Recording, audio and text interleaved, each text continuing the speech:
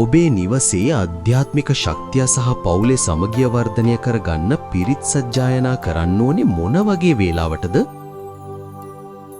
පළමු සහ වැදගත්ම වේලාව තමයි අලුයම 4 සිට 6 දක්වා කාලය. බෞද්ධ මූලාශ්‍රවලට අනුව මෙය බ්‍රහ්ම මුහුර්තය ලෙස හැඳින්වෙනවා. පරිසරය ඊටාම නිශ්ශබ්ද නිසා පිරිත් ශක්තිය නිවස පුරා හොඳින් ව්‍යාප්ත වෙනවා. ඊළඟ වැදගත්ම වේලාව තමයි සන්ධ්‍යා කාලය.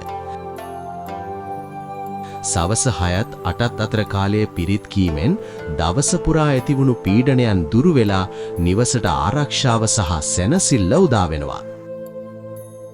රාත්‍රී නින්දට පෙර පිරිත් කීමෙන් අමනුෂ්‍ය දෝෂ දුරු වෙනවා වගේම සුවදායී නින්දක් ලබා ගන්න පුළුවන් කියලා ආටානාටිය වැනි සූත්‍ර දේශනාවල සඳහන් වෙනවා. ත්‍රිපිටකයේ සඳහන් රතන සූත්‍ර, කරණීය මෙත්ත වැනි සූත්‍ර දේශනා සහ හෙළ බෞද්ධ වත්පිළිවෙත් ඇසුරින් තමයි මේ කරුණු තහවුරු වෙන්නේ. නිවැරදි වේලාවට පිරිත් සජ්ජායනා කරලා ඔබේ නිවසටත් ආශිර්වාදය ලබා ගන්න. මේ වගේ වටිනා තොරතුරු තවත් දැනගන්න අපිව සබ්ස්ක්‍රයිබ් කරන්න, ෆලෝ කරන්න.